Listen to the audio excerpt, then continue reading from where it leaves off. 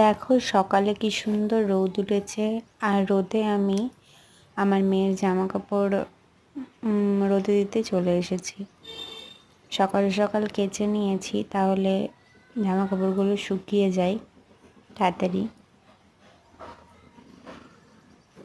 আর শীতকালে না এই রোদ পোহাতে খুব ভালো লাগে, সকাল হোক দুপুর হোক।